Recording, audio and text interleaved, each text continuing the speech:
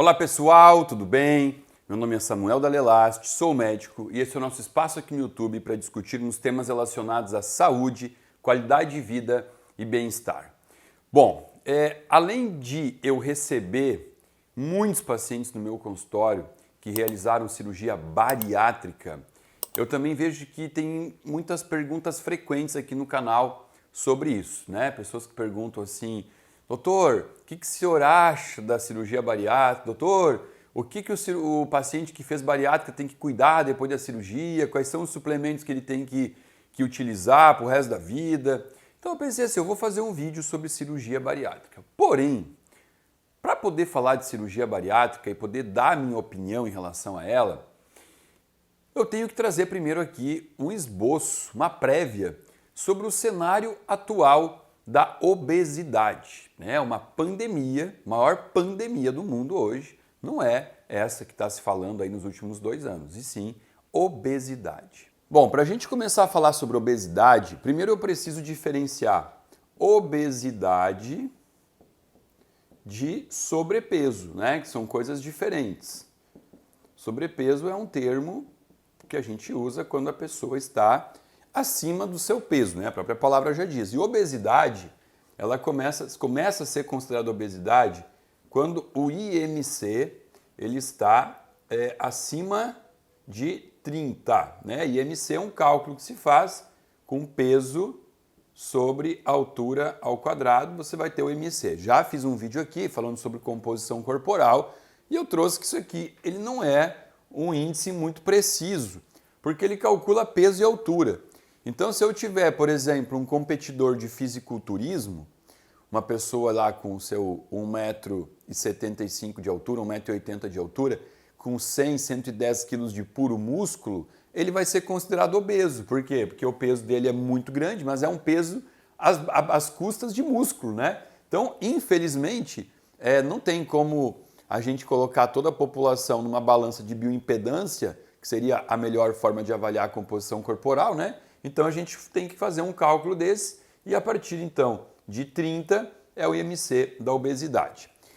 Ó, dados que preocupam aqui, seguinte, no ano de 2003, no Brasil, nós tínhamos uma estatística de que a cada 10 pessoas, 4 estavam acima do peso. Já era preocupante, né? Quase a metade da população. No ano de 2022, aumentou. De 4 para cada 10, aumentou para 6 a cada 10 pessoas, tá? Então hoje nós temos 96 milhões de pessoas no mundo, no Brasil, que estão acima do peso. É um dado realmente muito preocupante. Por que é um dado preocupante? Porque ao contrário do que talvez muitas pessoas pensem, a obesidade ela é uma doença. E eu até resolvi fazer esse vídeo aqui, porque assim, vamos deixar bem claro, tá? Eu não assisto Big Brother. Porém, teve uma grande polêmica aí 2 ou 3 semanas atrás, porque um dos participantes do Big Brother, lá o Thiago Abravanel, ele estava conversando, foi filmado lá, conversando com os amigos dele lá dentro e falando que ele não concorda com esse ataque à obesidade, né? Porque ele comentou que ele é um obeso extremamente saudável porque ele tem os exames dele todos perfeitinhos, né? E aí veio então essa polêmica do existe obeso saudável? A resposta é óbvia, não existe obeso saudável. O que existe são obesos que podem ter feito aquele check-up básico. O que é o exame de check-up que geralmente o paciente faz no consultório médico? É um exame que engloba lá creatinina, ureia para ver a função do rim, engloba colesterol, triglicerídeos para ver o perfil lipídico, engloba glicose de jejum, o que mais tem lá? TGO, TGP, gama-GT. Gama-GT nem está nesse check-up, né? TGO, TGP, que são transaminases do fígado. Olha, geralmente para por aí esse tal check-up, tá? Então vamos entender assim, ó, a pessoa está obesa, aí ela vai fazer um exame de creatinina e também de ureia. Olha, geralmente o obeso, ele não tem disfunção renal, não então o exame dele vai estar bom, tá? Aí o paciente, ele faz o exame de colesterol. Obviamente, a maioria dos pacientes aqui, eles vão ter colesterol e triglicerídeos alterados, os pacientes obesos, né?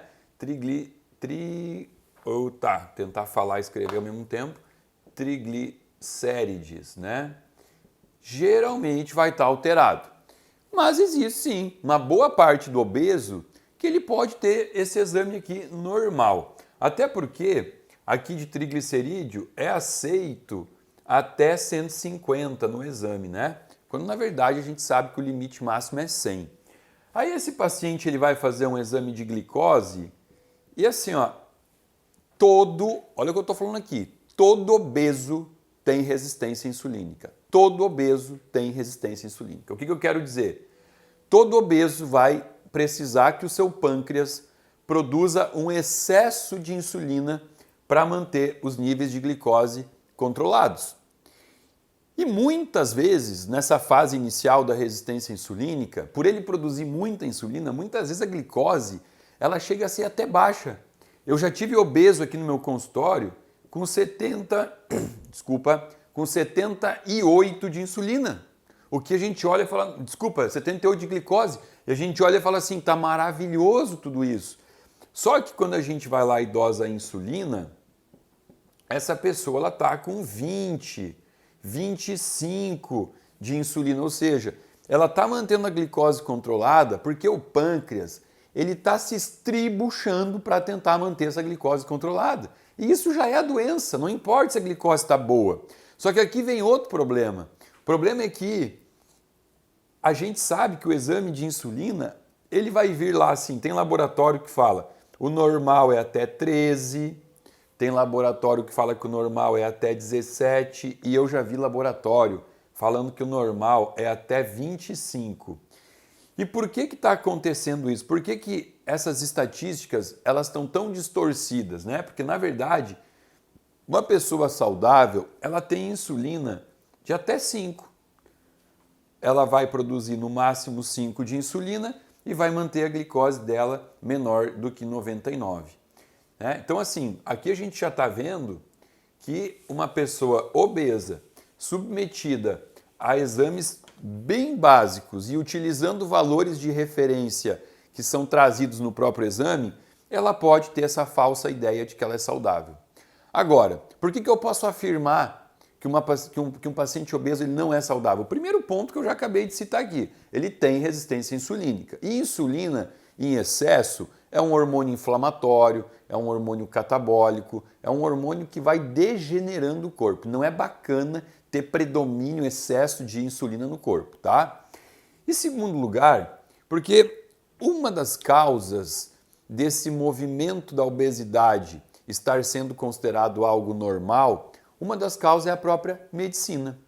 Infelizmente, a minha profissão, ela vem, vamos dizer assim, embasando, né? Vem aceitando esse tipo de alteração.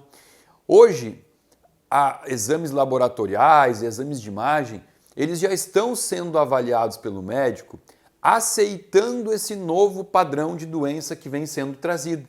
Isso é um perigo, eu já fiz vídeo aqui falando sobre isso, né? Sobre a diferença do que é normal e o que é comum. São coisas muito diferentes, né? Hoje em dia, uma pessoa ter gordura no fígado, que a gente chama de esteatose hepática, é uma coisa comum. É comum. Por quê? Se eu estou trazendo aqui que mais da metade da população está em sobrepeso, é comum ter depósito de gordura no fígado. Só que a medicina ela já está aceitando isso como algo normal. Ou seja, eu tenho pacientes que já consultaram aqui comigo e trouxeram o seu exame, e quem faz o exame de ultrassonografia de abdômen é um médico, né? Quem faz ultrassom é médico. E aí então foi avaliado por um médico, o médico fez o exame e o paciente me trouxe. E quando eu avaliei a ultrassonografia de abdômen, estava escrito lá assim, esteatose hepática grau leve, ou grau 1. E eu olhei para o paciente e falei assim, ô João, você viu aqui que você tem uma esteatose hepática? E o João falou, não, eu vi doutor, mas até o médico lá que fez falou que é leve, que está tudo bem, que tem gente muito pior. Também já tive paciente que chegou aqui no meu consultório com um nível de ferritina igual a 500, 600, que a gente sabe que é extremamente alto, né? Ferritina, ela gera uma reação pró-inflamatória silenciosa no corpo e o paciente chegou aqui 600 de ferritina. E eu peguei e falei assim, amigo, olha só isso aqui, que exame alterado, que perigo. E o paciente falou, nossa, mas eu mostrei isso para o clínico geral lá da minha cidade, eu também achei que estava um pouco alto, né? Porque eu vi que estava acima do valor da referência. E o clínico ele falou que não, que tem gente que chega lá com 1.500 de ferritina aqui, então isso aqui deixou de ser um problema. Então isso preocupa. Esse novo olhar da medicina, aceitando um novo padrão, que é um padrão de doença, é algo que realmente a gente deveria repensar dentro da classe médica, né? Porque, como eu já mostrei para vocês aqui diversas vezes, quando eu olho um valor de referência de exame, algum deles, obviamente, tem um embasamento científico, mas vários exames, olha, eu ouso dizer que mais da metade dos exames de sangue, o valor de referência não é científico, é uma média estatística populacional. Então aqui a gente usa isso, chama curva de Gauss do avesso, né, invertida, que é usada para fazer um cálculo de média ou mediana, né? Então o laboratório ele vai lá coletando exames, digamos que o laboratório coletou 1.000 exames de insulina no ano de 2021.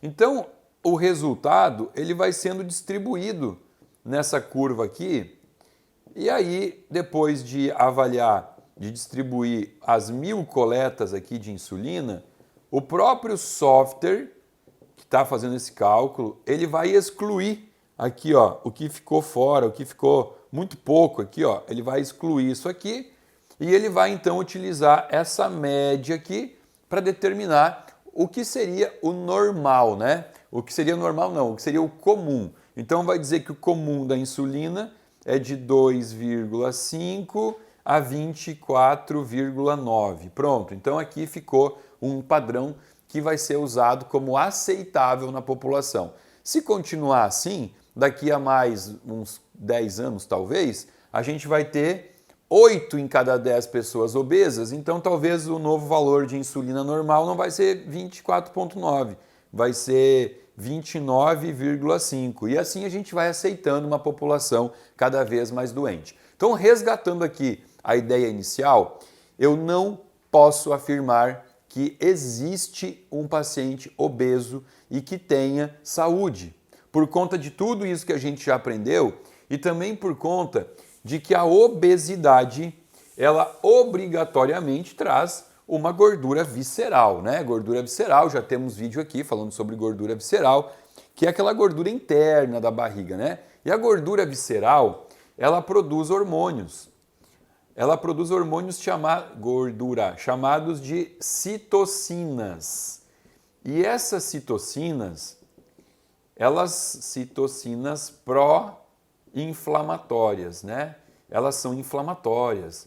Hoje a gente sabe que a gordura visceral produz mais ou menos 35, mais ou menos não, são conhecidos 35 hormônios, porque citocinas são hormônios inflamatórios que a gordura visceral produz e gera um ambiente tóxico para as células, extremamente tóxico, onde pode desenvolver câncer, desenvolver Alzheimer, Parkinson, todas essas alterações aí que a gente até acaba chamando de doença, mas que não é doença, né? São sintomas de um corpo doente, o corpo está adoentado, muitas vezes silenciosamente. Então o primeiro ponto aqui é a gente entender isso, tá? Não existe obesidade saudável. Assim como eu também não posso afirmar em hipótese alguma que todo magro é um paciente doente, é um paciente saudável. De forma alguma. Não posso falar. Obeso é doente? Posso. Magro é saudável? Não. Existem diversos outros fatores que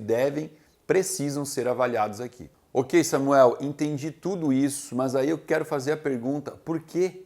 O porquê estamos engordando tanto? Por que a nova composição corporal aceita é a da obesidade? Por que o mundo está vivendo essa pandemia? Obviamente, isso aqui não vai carregar um único fator, né? Porque senão era muito fácil, era fácil de resolver. A obesidade talvez seja a doença com maior quantidade de pilares que sustentam ela. Ela é totalmente multifatorial. Um ponto extremamente importante aqui é entender a questão da obesidade versus dependência química. Realmente, vício. Porque isso aqui é muito negligenciado pela própria comunidade médica, né? O obeso, ele é um viciado. Ele é um dependente químico por comida. E vamos entender como isso funciona. Olha só, a nossa boca, a nossa língua, ela tem papilas gustativas que devem atender necessariamente a prazeres que a gente vai sentir quando consome os alimentos que foram feitos para entrar no nosso corpo. O nosso corpo ele é preparado, ele foi produzido, foi feito, gerado, criado para interagir com o universo, né? O que tem no universo? O universo tem água, o universo tem oxigênio, o universo tem sol, tudo isso é necessário. O universo tem noite, tem que ter noite, né? Existe o recolhimento do sol lá para quê? Para que o ambiente fique todo escuro, porque o nosso corpo precisa reparar tecidos, produzindo hormônios que só são produzidos no escuro. E além de tudo isso, o universo ele oferece comida, alimento que vem do solo, vem da terra. Então, o alimento para o nosso corpo é a cebola, a beterraba, o tomate, a berinjela, a abobrinha, a moranga, tudo isso é comida para o nosso corpo. E as nossas papilas gustativas, elas são sensoriais para esse tipo de alimento. Acontece que eu prefiro acreditar que o início de tudo isso foi por ignorância, né? O início do advento, da criação de algumas substâncias que têm alto poder de corromper esses sensores dos botões gustativos da língua e fazer com que haja um excesso de prazer ao comer, mandando muito estímulo para o nosso córtex gustativo, fazendo com que a comida ela deixe de ser simplesmente prazerosa e agora ela passa a ser então uma recompensa, um prazer extremo, parecido com outras drogas que desde a antiguidade, né, a gente sabe que existe, como por exemplo o ópio. O ópio é uma droga que os índios usavam, né? Tinha um prazer muito grande. E qual foi a primeira substância que foi produzida e que teve essa capacidade de destruir a nossa sensibilidade ao prazer real na língua? Obviamente, a gente sabe que foi o açúcar. O açúcar, ele é uma droga, é um pó branco que hoje é visto ele é aceito com uma visão completamente distorcida do que é a realidade sobre esse pó branco. Quando a gente estuda sobre açúcar, sobre o impacto que ele traz no corpo humano, sobre o impacto sobre a insulina, que ele vai aumentar a insulina e o quanto isso é deletério para o corpo, quando a gente estuda o impacto do açúcar no sistema imunológico, ele é depletor do sistema imunológico, ele gera uma sensação absurda de prazer no cérebro. Então, é uma droga, como qualquer outra droga. Porém, nós, seres humanos, hoje nós vivemos um momento da nossa história que nós somos realmente comandados, dominados como bois de manada, tá? Eu provo isso para você. Provavelmente, o que você compra para se vestir, as roupas que você usa, as combinações que você faz, o carro que você compra, até mesmo o alimento que você vai comprar no supermercado, você não escolheu por isso, você foi conduzido a escolher. Você até pode achar que você teve algum impacto nisso, mas você tem que estar muito ligado, muito atento e muito fora desse movimento para realmente escolher alguma coisa na sua vida, porque senão você vai ser conduzido a comprar a roupa da cor da estação, você vai comprar uma roupa, uma bolsa, um sapato que a blogueira, que a influencer digital postou e ela está usando. Então tudo isso é uma campanha totalmente subliminar, né? Você vai olhando o que o grande grupo usa, o que a grande massa consome e você quer fazer parte dessa grande massa. Então você começa a comprar objetos parecidos com isso, né? E quem determina o que é certo e o que é errado é esse movimento, né? Eu sempre uso um exemplo no meu consultório, quando eu estou atendendo casais, principalmente com casais, eu pergunto para a mulher assim, eu falo, ô Joana, o que você faria se você descobrisse que o teu marido ele tem 7 mulheres? E ela fala assim, meu Deus, eu matava ele. Eu falava, não, matar você não mata. Não ia matar, mas eu ia me separar, eu ia tirar tudo que ele tem. E eu pergunto, por que você ia fazer isso? Você ia sair com raiva dessa relação? Ia sair com raiva. Você ia se sentir envergonhada perante as tuas amigas todas? Você foi traída. Eu ia ficar com vergonha da minha família também. Você ia ficar depressiva, talvez? Doutor, acho que eu ia ficar depressiva. E como é que é lá na Arábia lá? Como é que funciona lá o sheik lá? Eles têm quantas mulheres? Tem 7, ou eles têm quantas mulheres eles conseguem sustentar? E aí, pelo amor de Deus, esse vídeo não tem como objetivo defender a bigamia, não é isso. Mas eu estou convidando você a pensar, será que a mulher que mora na Arábia, ela tem um DNA diferente da mulher que mora no Brasil? Por que lá ela aceita isso numa boa, aqui no Brasil não? Porque lá é cultural, determinaram que lá é assim e ok. No Brasil, traição é feio, então aqui de jeito nenhum. Pelo amor de Deus, tá? Não é um vídeo que está defendendo aqui nenhuma dos dois aí, tá? Tô neutro nisso, só tô convidando você a refletir. Vamos refletir um pouquinho mais? Olha só, por exemplo, maconha. Maconha no Brasil é uma droga que se você vê alguém fumando na rua, você vai achar estranho, você diz, nossa, mas que maloqueiro é esse, né? Que coisa, pessoa sem noção. Aí você vai para o Uruguai, a pessoa está fumando maconha lá na rua, tá tudo certo, é assim que é. Então assim, existe certo e errado? Não, nesses pontos que eu estou trazendo, existe uma imposição social. E aí trazendo isso agora, porque a gente estava falando sobre o açúcar, que é uma droga, como é que o açúcar é visto pela sociedade? Ele é uma forma de dar amor, carinho. Como você lembra da tua avó? Eu vou dizer como eu lembro da minha avó, assim, as recordações que eu tenho dos finais de semana que eu ia visitar ela. Minha avó tinha, uma avó minha tinha 14 filhos, outra tinha 7, família grande. Então todo final de semana elas recebiam, as minhas avós recebiam visita dos netos, visita dos filhos. E sabe qual a primeira coisa que as minhas avós faziam quando recebiam a visita? Abrir a geladeira e tirar um doce lá de dentro. Ela tirava um pudim, um sagu, uma torta e ela oferecia aquele doce como uma forma de agradar.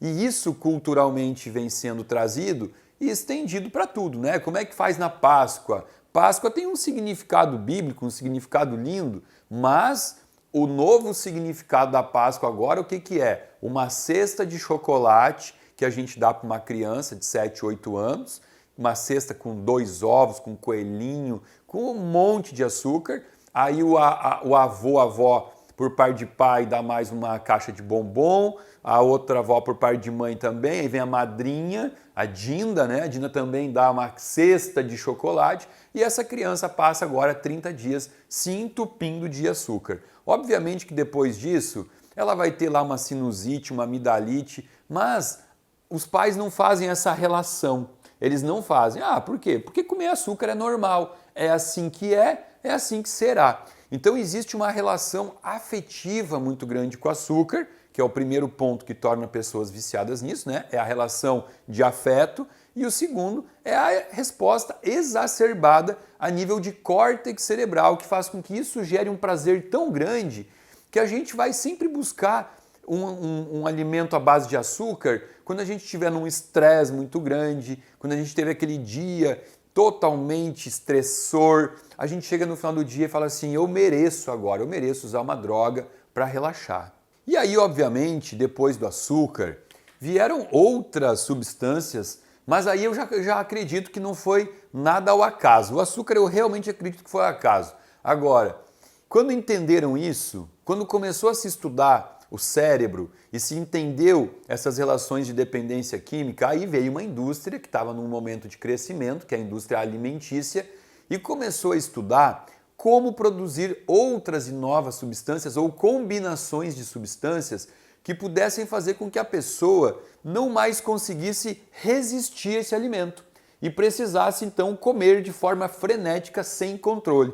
Acredito aqui que depois do açúcar, o pó branco mais poderoso seria o glutamato monossódico, que isso aqui está em muitos produtos industrializados, na imensa maioria, monossódico. né? Glutamato monossódico. Isso aqui é a base de qualquer tempero pronto, tá? Aqueles caldo de galinha, tempero pronto é puro glutamato monossódico. Isso dá também um prazer muito grande e faz com que as pessoas elas se viciem, então, agora em alimentos salgados também. Então, alimentos salgados não é mais só o doce. E às vezes você vai encontrar em vários produtos, você vai encontrar a combinação dos dois. Porque quando os dois se combinam, eles permitem que o botão gustativo da língua fique mais tempo sob estímulo, levando muito mais prazer para o córtex cerebral. Agora, alguns outros alimentos foram modificados e tiveram na sua nova estrutura moléculas também muito similares a outras drogas. Eu vou falar para vocês aqui sobre a gluteomorfina. Isso aqui não tem nada a ver com analgésico de bumbum. Olha, ó, gluteomorfina. Não tem nada a ver. Gluteomorfina é a parte do glúten, uma parte do glúten, que é a proteína do trigo, que ocupa receptores opioides no cérebro, fazendo com que você tenha, então, também uma resposta muito forte de prazer ao consumir. Isso aqui faz parte dessa modificação genética do trigo. Norman Borlaug, o criador do trigo moderno, prêmio Nobel, não sei por que deram isso para ele acabou com o trigo. Mas hoje pessoas também são viciadas em farinha. Duvidou disso aqui? Põe no Google, digita ali gluteomorfina, você vai ver que essa molécula ela existe e ela é também uma molécula de grande preocupação, porque as pessoas se viciaram então num alimento, pão não é alimento, totalmente pobre nutricionalmente. Então começa-se a comer comidas que não têm capacidade nutritiva, mas têm capacidade calórica. E aí também tem um detalhe, a maioria dos obesos são desnutridos. Por quê? Primeiro porque eles comem alimentos altamente calóricos, mas que não contêm carga, densidade nutricional. O bolo tem nutriente, o pão tem nutriente, o macarrão, o nhoque, tudo isso que é a base, a pizza, não tem nutriente nisso aí, mas é calórico, então engorda desnutrido. E segundo, porque açúcar, glutamato, glúten, queijo, tudo isso vai gerando também uma inflamação a nível do intestino, que faz com que o intestino do obeso, então, não tenha capacidade de absorção boa. Ele absorve muito pouco do que ele come, já come coisas com pouco nutriente. E agora que ele tem uma inflamação intestinal, porque o que ele comeu gerou essa inflamação, ele vai ser um paciente desnutrido. E olha como a coisa vai se retroalimentando. Esse paciente desnutrido, ele vai ter a incapacidade de produzir hormônios, neurotransmissores. Então ele começa a ter um déficit de reguladores que vão trabalhar, entre outras coisas, questões relacionadas à ansiedade, à gula, à compulsão. Tem uma série de vídeos aqui que eu já postei, uma trilogia, não, são 4 vídeos, sobre intestino. Vamos botar aqui, Fernando, na playlist, onde eu explico que, olha só, de 90 a 95% de toda a serotonina que o cérebro usa é produzida onde? No intestino. 50% de toda a dopamina que o nosso cérebro usa é produção intestinal. Então, hoje, a gente sabe, já tem um nome, chama sistema órgão neuroentérico. Neuroentérico. Entérico está relacionado ao intestino. É um órgão que se comunica, é o eixo. Então, hoje, quando você pesquisa no Google lá, bota lá assim, o segundo cérebro do corpo, o que vai aparecer? Vai aparecer uma imagem de um intestino. Faz o teste. Então, olha aqui a importância de manter esse intestino saudável para poder mandar comando para o cérebro, comandos que vão ajudar na sensação de plenitude, de bem-estar, Você vai estar bem, vai estar zen. Quando você começa a ter déficit de serotonina, de dopamina, de leptina, grelina, todos esses hormônios aí que comandam essa sensação de compulsão, você começa então a comer sem necessidade, o teu corpo ele vai entrar num estado de craving, a gente chama craving, que é aquela coisa do drogado. O drogado ele precisa do álcool, ele precisa da cocaína, do crack. E o viciado por comida, ele precisa da comida. Ele não está com fome, mas ele tem que comer. Obviamente, existe um hormônio que acelera muito esse processo e que é altamente destrutivo quando em excesso, tá?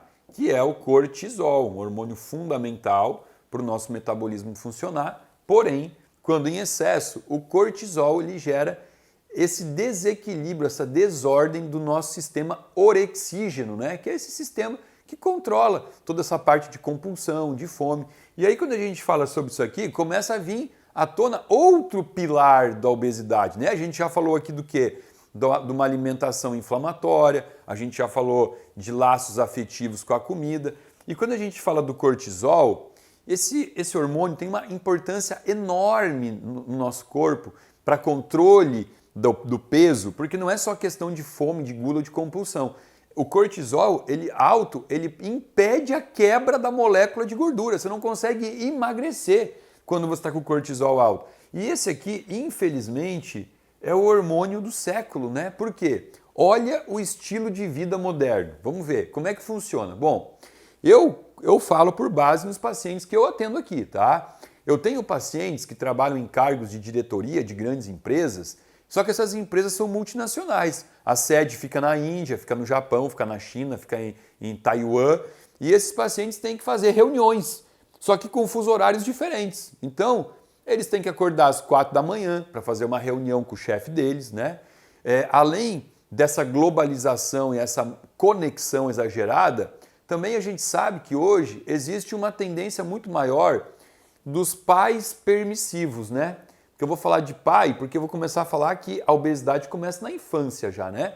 Então, os pais, eles permitem, para não ser ruins, para não dizer não para a criança, eles deixam ficar jogando videogame até 2, 3 da manhã, esses videogames modernos aí que você joga online também com pessoas do mundo todo, faz com que as crianças fiquem até altas horas assistindo programas, elas têm autonomia própria. Uma criança de 7, 8 anos hoje, ela se governa, ela diz a hora que ela quer dormir, ela diz a hora que ela quer acordar. E essa questão de não dormir direito, de não dormir no horário fisiológico, já começa a atrapalhar também os próprios níveis de cortisol. Então é importante entender que pessoas, por exemplo, que trabalham em regime de plantão também, pessoas que trabalham naqueles esquema lá, trabalha 12 horas, folga 36, o plantão é noturno, essas pessoas, elas têm uma tendência muito maior à obesidade, porque elas privam o sono delas. Claro, a gente tem como tentar amenizar isso, usar uma melatonina quando a pessoa for dormir de dia, mas nada se compara ao sono fisiológico, no horário fisiológico, aquele sono realmente reparador. Falar sobre obesidade é algo que daria aqui para a gente fazer, meu Deus, uma série sobre isso, talvez trazendo 200 vídeos sobre isso. Eu fiz essa breve introdução para vocês, para a gente refletir sobre tudo o que está acontecendo, para que a gente possa, no vídeo de sexta-feira que vem, falar mais sobre a cirurgia bariátrica, que veio como uma solução mágica, maravilhosa, e que hoje cada vez mais pessoas obesas estão se entregando para essa cirurgia sem avaliar, sem entender o que isso pode acontecer na sua vida. Se você gostou desse vídeo, por favor, dá um likezinho, compartilha com os amigos, principalmente com os amigos que você conhece que estão acima do peso, para a gente ajudá-los a ter essa reflexão de o porquê que eles chegaram nesse nível de doença.